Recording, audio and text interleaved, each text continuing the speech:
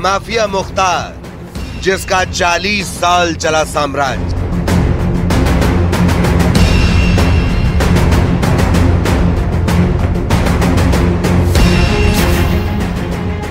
Mafia Mukhtar, जिस पर action लेने से बसती थी पुलिस।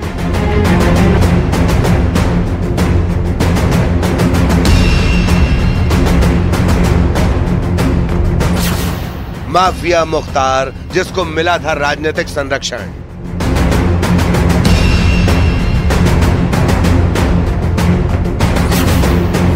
माफिया मुख्तार, जिसका 26 साल का था सियासी सफर।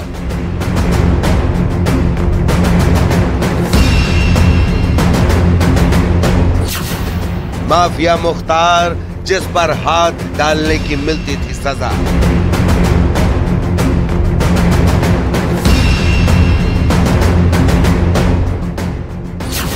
मुख्तार को किसने बनाया माफिया?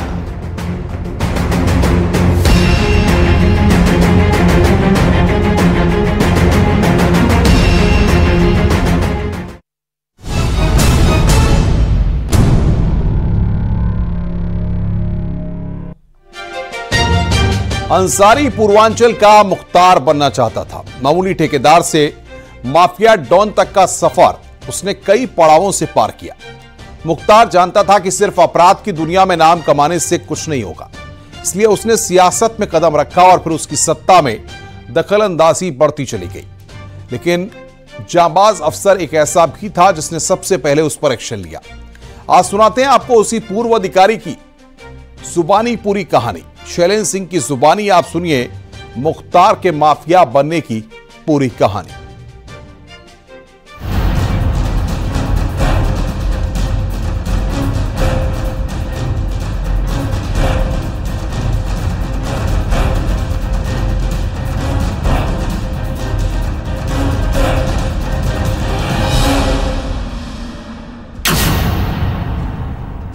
माफिया मुख्तार अंसारी के शव को सुपुर्दे खाक किया जा चुका है। गाजीपुर में कड़ी सुरक्षा के बीच दफन कर दिया गया। मोहम्मदाबाद के पास कालीबाग कब्रिस्तान में मां की कब्र के पास मुख्तार को दफन किया गया। इस मौके पर बेटा उमर अंसारी और भाई अफजाल अंसारी मौजूद थे। मुख्तार तो दफन हो गया, लेकिन उसके जुर्म की कई कहानियां हैं।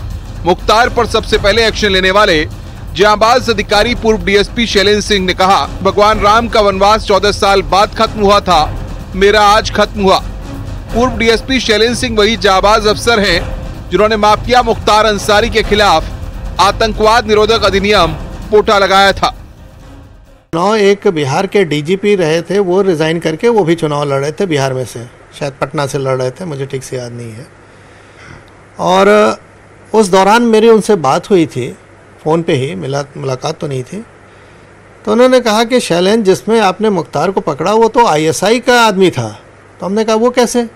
क्या मैंने बिहार का डीजीपी रहते हुए केंद्र सरकार को एक रिपोर्ट सबमिट की थी जिसमें ये साफ साफ लिखा हुआ था कि आईएसआई यानी पाकिस्तान की जो एजेंसी है उसके माध्यम से आर्म्स, एम्यूनिशन और इवन फेक करेंसी नेपाल आता था। और नेपाल में उन लोग का सहयोगी था तत्कालीन सांसद मिर्जा बेग। वहाँ से ये फेक करेंसी और आर्म्स एम्यूनिशन फिर इंडिया में आते थे और उसमें नाम लिखा हुआ था मुख्तार अंसारी का, शहाबुद्दीन का बिहार से, और यहाँ अजय राय तक का नाम था उसमें। तो उन्होंने कहा कि इन लोग तो ऑलरेडी पहले से ही उससे जुड़े हुए हैं आईएसआई से, उसके बहाने। और यहाँ तक उन्होंने बताया था, अनऑफिशियली कहे, वो रिपोर्ट में हमने भेजा, लेकिन अनऑफिशियली कह रहे कि दाऊद से भी इन लोग के पूरे लिंक थे। तो आप समझ सकते हैं कि इंटरनेशनल लेवल की जो आईएसआई एजेंसी है पाकिस्तान की, वो उसका काम ही है कि भारत सरकार में काम करते हुए ऐसे लोगों को अपने पनाह में लेकर और उनको सुविधाएं देकर और देशद्रोह के मतलब एक तरह से कराने की उन लोग की मंशा रहती थी। डॉन की कहानी, छोड़नी पड़ी थी 9 साल की नौकरी। शैलेंद्र सिंह ने कहा कि इस माफिया की वजह से पूरे परिवार को दिक्कतों का सामना करना पड़ा था। 9 साल की ही नौकरी हुई थी और नौकरी का वो थोड़ा भी फायदा नहीं ले पाए। 9 साल में ही उन्हें इस्तीफा देना पड़ा। पेंशन या किसी और चीज का लाभ नहीं मिला, लेकिन अब माफिया मुख्तार अंसारी के आतंक का किला गिर गया है। बिल्कुल सही कह रहे हैं कि जब इसको बाहर खतरा लगता था अपने विरोधी गैंग से, तो अपनी सुविधा के अनुसार जेल में चला जाता था।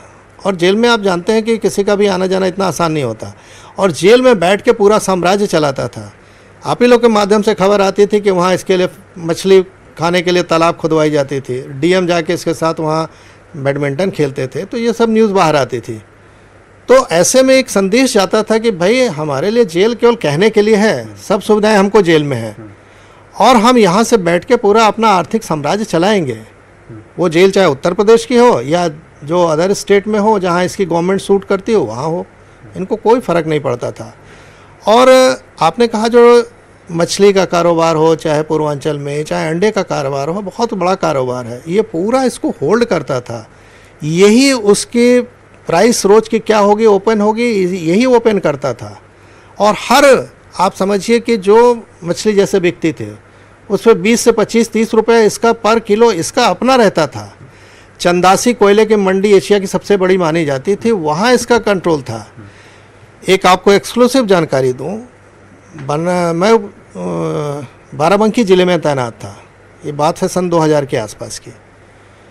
और वहाँ मुझे पता चला कि जो कोयले की रैक उतरती है उससे पैसा पहले ये लेते थे मुख्तार अंसारी, फिर धनंजय भी लेने लगे वहाँ जब जेल में थे तो। और मैंने जानना चाहा तो हुआ कि सर ये तो पूरा इन लोग का साम्राज्य है, हर कोयले के रैक पे इनका अपना फिक्स है कितना अमाउंट है। डॉन की कहानी, परिवार को सताता था हत्या का डर। शैलेंद्र सिंह ने बताया कि उस दौरान हालात ये थे कि इनका पासपोर्ट तक नहीं बन रहा था, किराए पर घर लेने जाते थे तो घर नहीं मिलता, रात में सामान रखते थे, सुबह खाली करने के लिए कह दिया जाता था। परिवार दहशत में रहता था। नौकरी के लिए कहीं जाते थे तो वहां कॉल करके इन्हें नौकरी न देने का दबाव बनाया जाता था। कहीं भी बाहर निकलते थे तो गाड़ियां पीछा करती थीं। हर वक्त पूरे परिवार को हत्या का डर सताता था। बिल्कुल सही बात है, परिवार के लिए बहुत ही संकट की घड़ी थी, खासकर जब मैं 2-2 बार अरेस्ट होके जेल गया और जिन थानों का मैं सर्किल का इंचार्ज होता था उन्हीं लॉकअप में मुझे भर्ती किया, डाला गया, घसीट के मेरे कपड़े फाड़ के उन जेलों में उन अपराधियों के साथ डाला गया मुझे जिनको मैंने स्वयं अरेस्ट करके जेल भेजा था, खूंखार अपराधी। तो एक मनोबल तोड़ने का तो इन लोगों ने पूरा प्रयास किया, और मुझे इस बात की चिंता थी कि आज मैं निकला हूँ, मुझे बहुत से लोग वॉच कर रहे हैं। अगर एक शैलेंद्र अपना मनोबल गिराता है तो निश्चित है आने वाले समय में एक बड़ा गलत संदेश जाएगा। तो मैंने अपनी चुनौतियों को अपने तक सीमित रखा, किसी को बाहर नहीं जनता में जाने दिया। लेकिन अब उसकी मौत हो गई है तो इससे कहा जा सकता है कि जो जैसा करता है उसके सामने वैसा ही आता है। आज उनके परिवार के साथ न्याय हुआ है। Bureau report, news 18।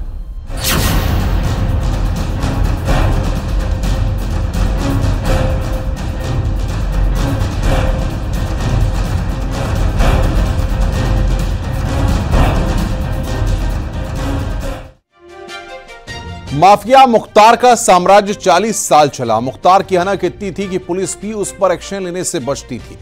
मुख्तार ने उत्तर प्रदेश ही नहीं, पंजाब, बिहार, नेपाल तक अपने कनेक्शन बना लिए थे। उसका पाकिस्तानी खुफिया एजेंसी ISI से भी कनेक्शन सामने आया था। जब वो सरहद पार से अवैध हथियारों की सप्लाई के गंभीर आरोपों में सुरक्षा एजेंसियों के रडार पर था। आखिर किसका था मुख्तार को राजनीतिक संरक्षण? आइए इस रिपोर्ट के जरिए देखते हैं।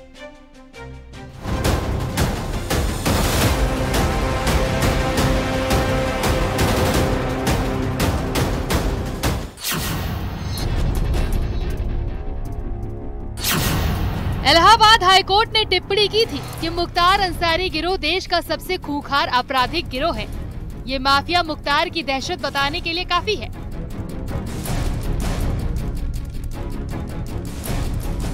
मुख्तार के आपराधिक इतिहास की 5 वारदातें ऐसी हैं जिन्होंने उसे पूर्वांचल यूपी ही नहीं बल्कि पूरे देश में कुख्यात बना दिया।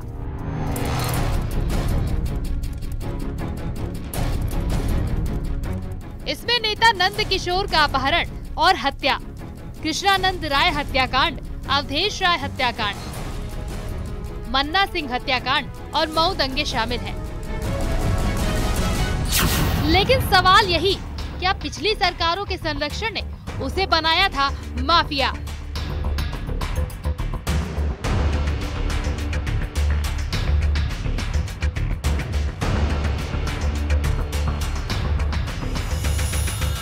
तत्कालीन जो सरकारें थी उनकी छोटी सोच थी।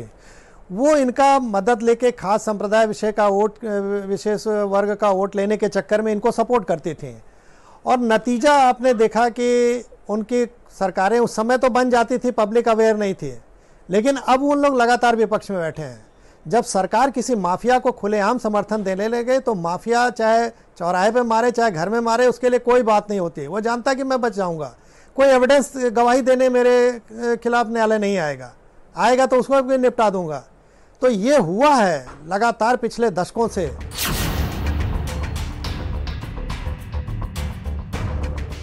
पूर्व डीसीपी शैलेंद्र ने बताया कैसे माफिया मुख्तार गरीब लोगों को अपने मकसद के लिए इस्तेमाल किया। धनबल के जोर पर स्लीपर सेल तैयार किया।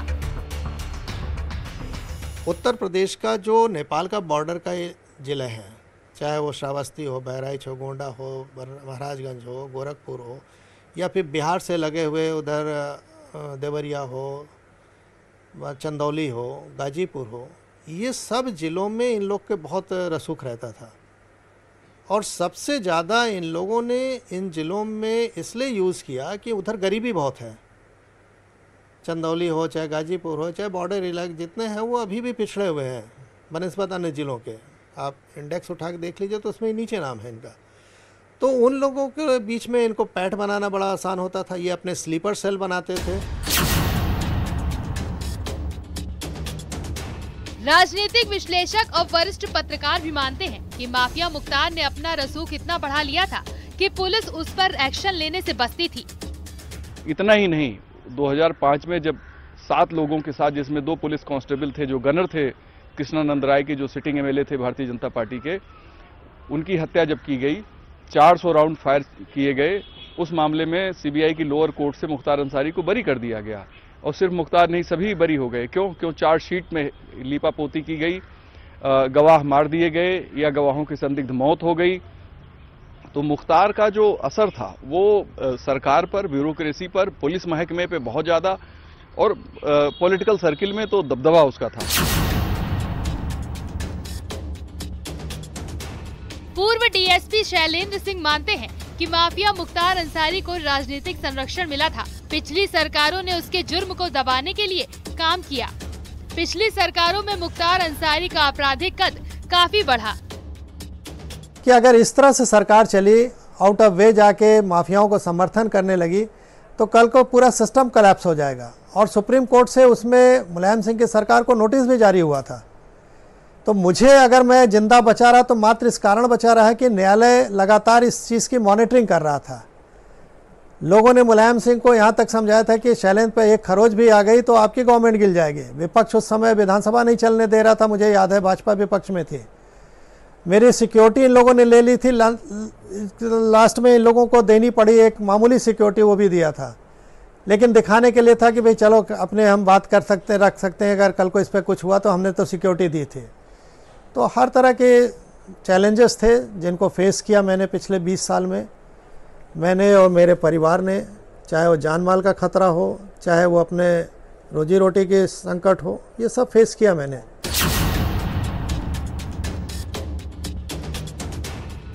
यूपी में ही नहीं, मुख्तार अंसारी का पंजाब में पूरा होल्ड था। वहां से वो पाकिस्तान से अवैध हथियार ड्रोन से मंगवाता था। राजनीतिक संरक्षण के चलते मुख्तार ने लंबा सियासी सफर भी तय किया। तो ऐसे लोगों की मदद से पंजाब में रहकर ये खालिस्तानियों से विशेष रूप से जुड़ा हुआ था, और वहाँ जो एक डिम्पी नाम का था उसके संपर्क में था। और इन लोग, जो आपने बताया ड्रोन से हथियार सप्लाई होती थी, वो सब इन लोग आराम से करते थे। जब सरकार आपके साथ है तो आपको कौन रोकने वाला है। जैसे उत्तर प्रदेश में मुलायम ने साथ दिया, वैसे पंजाब में उसको साथ मिल रहा था। पंजाब कितना सेंसिटिव है, पाकिस्तान से जुड़ा हुआ बॉर्डर आप भी जानते हैं। यहाँ तो आने के लिए नेपाल जाता था, नेपाल से आता था। पंजाब तो और आसान है, बगल से तुरंत आ जाता था ड्रोन से, जैसा आपने बताया कि। पूर्व डीएसपी शैलेंद्र सिंह का मानना है कि पहले की सरकार में जिस डॉन पर हाथ डालने की सजा मिलती थी, वही आज सीएम योगी के राज में माफिया की कमर टूट चुकी है। यूपी की पहचान बदल चुकी है। आज कानून व्यवस्था के साथ विकास वाली पहचान यूपी बन चुकी है। लेकिन मैं धन्यवाद दूंगा माननीय योगी जी को कि इनके आने के बाद सब कुछ बदला है। आज उत्तर प्रदेश की पहचान बदल रही है। उत्तर प्रदेश के मॉडल की बात नेशनल इंटरनेशनल लेवल पे की जा रही है। इन्वेस्टर समिट में लाखों करोड़ का इन्वेस्टमेंट एग्रीमेंट साइन होता है, म्यू साइन होता है। तो ये सब अब परिस्थितियां बदल रही हैं।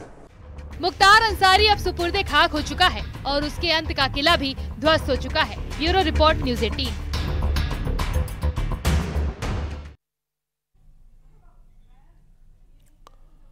रुक रहे हैं यहां पर एक ब्रेक के लिए। खबरों का सिलसिला लगातार जारी है।